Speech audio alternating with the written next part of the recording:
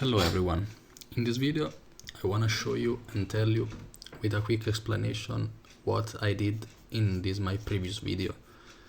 This is called Power Scourge Bomb example and it has no explanation. It was fast, so if any of you is new to the game or want to learn more, I will teach this now and I will explain in depth what I do in this particular case.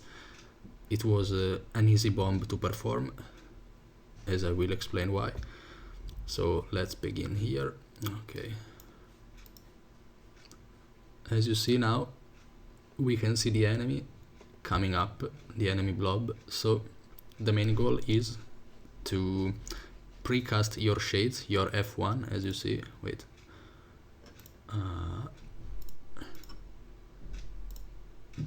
See this? I cast one F1, then the second one. I could have cast another one, but as you can see, the blob is already on us and the commander is already dodging out, so I can't stay there to cast a shade. You must keep in mind that casting a shade takes a while. It's not the fastest cast, so you need to care to not stay behind and die. So once you cast this, the enemy blob will walk on it. This was an easy situation, as I said before. Like, it's a choke point, meaning there's no escape basically. Like every AoE you drop will hit. And this goes both for you and for the enemy blob. So the goal is to cast as much as shades you can and then activate your skills from F2 to F5, and each shade casts hits 2 targets around them and 2 targets around you also. So here I cast 2 shades and plus me I will hit 6 targets with every skill I press from F2 to F5. So let's see. Also, as you see, when I dodge out, I activate the Trail of Anguish before dodging, because it will leave a trail behind which hits for a lot of damage. Actually, like 385 is not a lot compared to the wells, but it has no target caps. It can hit multiple times, and also it converts a boon to torment, cripple, and inflicts burning too. So yeah, you can imagine in like 30 enemy people, you dodge inside them and you hit every one of them, converting a lot, corrupting a lot. So let's go back to the video. As you can see, I dodge and press Trail of Anguish while I have my...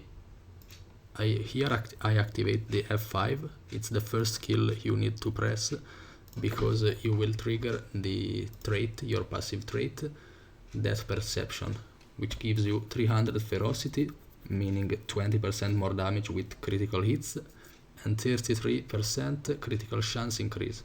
So you will reach the cap.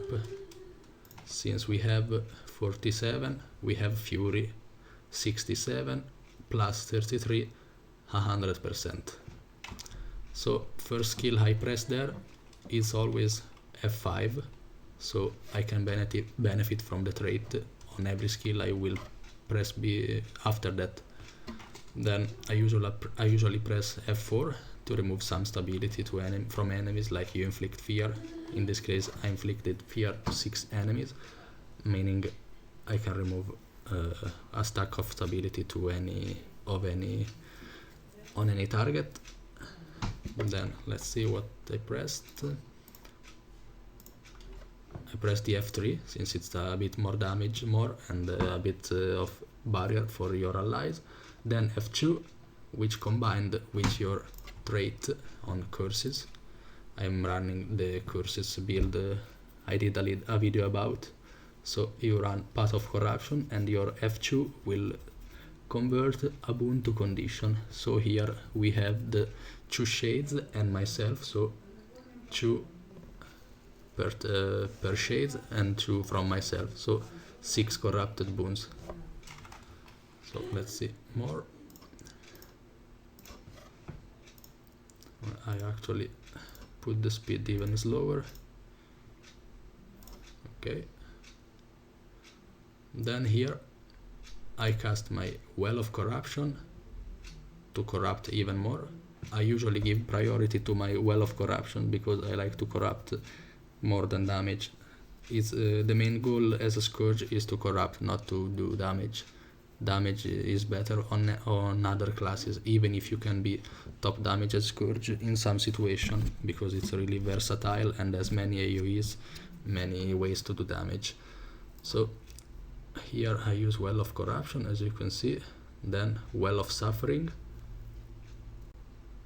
Then you must give priority to your Scepter tree and Axe tree, since they are a huge AoE damage and corrupt.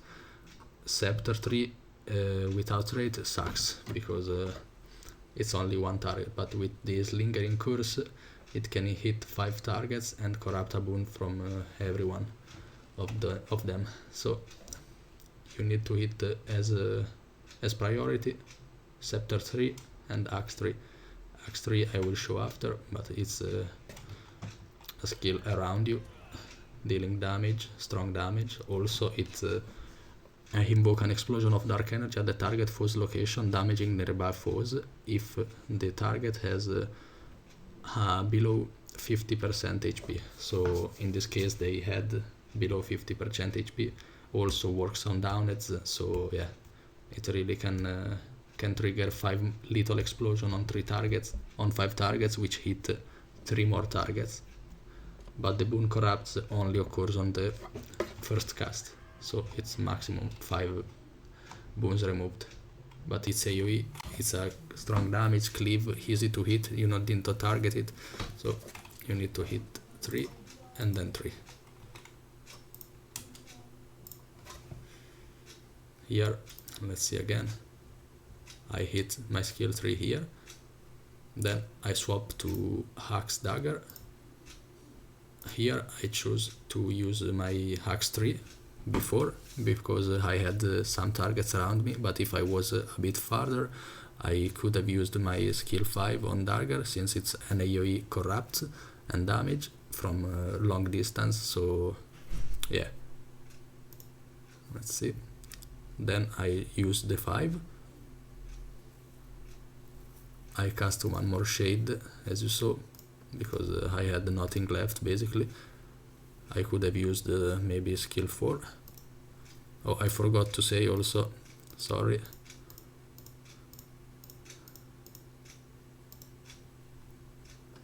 After I walk into them, the first skill I actually used is the Ghastly Breach, not the Well of Corruption. Here it's because I had targets around me. The Ghastly Breach cannot be targeted, it's around you. So since I had some targets around me, I chose to cast it here. Maybe it was better to cast it a bit later here, like when we walk again into the blob, but it worked well anyways. Also they died pretty fast, so maybe it would have been wasted. So it was decent here. Okay, let's get back to I cast a shade here. Then I press Axe 2 on the champion. This is both probably a misclick. I use tab to change target, and the champion and the legendaries are the top priority targets when you press tab. So yeah, I probably wanted to hit some downed players or something, but I hit the champion. Then I use the skill 4 because I had nothing left, but it's still a little damage. Transfers Condis gives blindness to enemies.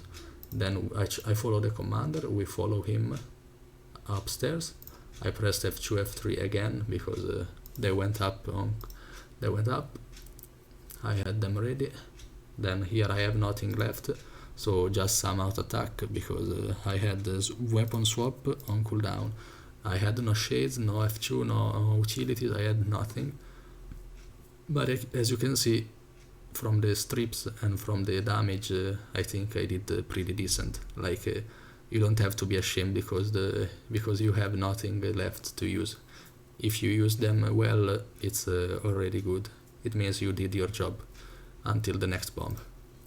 here it was one push basically, so I won't use the wells again because the fight was really short. And then here there is some enemies left up here. I turn down. Let's see. Still some more auto attack. Then I cast my F1, another shade because it's up. Then F4 because it's up. Basically, like here, you try to fill your rotation with any skill you have when the enemy is dead. You see, there's basically no enemies left except some downits. Then I use my axe 3 and I guess my axe 2 again. Yes, axe 2 on champion again, which is probably a misclick, but everything is dead here. Also, I forgot to say, here before running you can use, like you see enemies coming, you know you're getting hurt really soon, so you can cast your skill 6 when commander asks for barriers. You can cast your healing skill, which gives barrier AoE to like 5k barrier, if I recall. Let's see. Yeah, almost 5k barrier to you and for allies around you. So it means you will tank a bit more, like 5k. It's actually a lot without healing power. I have 0 healing power on this build, of course. So you cast it and you are ready to tank. Like here I have almost 30k HP. But maybe I could have used better, because this skill also converts enemies' boons to condition. 5 boons total, 1 on 5 targets. So yeah, I could have used them, this healing skill, like after I dodge on the enemy. Like here I'm completely on the enemy.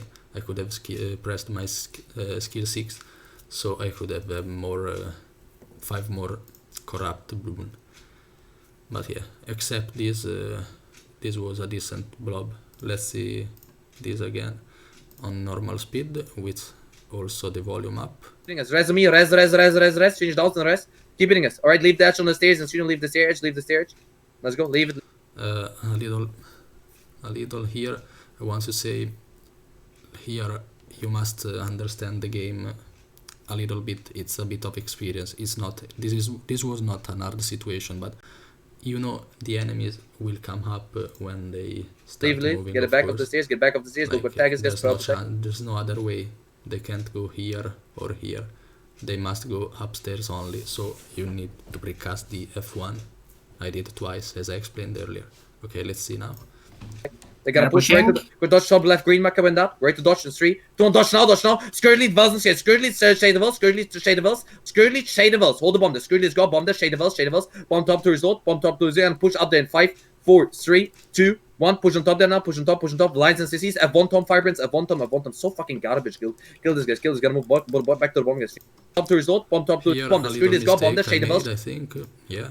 Hold the bomb. After the Scepter 3, I could have used the Scepter 2. It's a little more AoE damage, so yeah, I missed one skill basically, but I preferred to, or maybe it was just a mistake, I preferred to swap to Axe and click my spell 3 on Axe, because that's the maximum priority skill once you have dropped your Whales and your Ghastly Bridge. You need to hit Scepter and Axe 3. They're the most damage and corrupts on your weapons. So yeah, here maybe I didn't see it, the skill 2. I was too hasty, but yeah. It's got bomb there, Shade of Vels. Bomb top to his load, and push up there in 5, 4,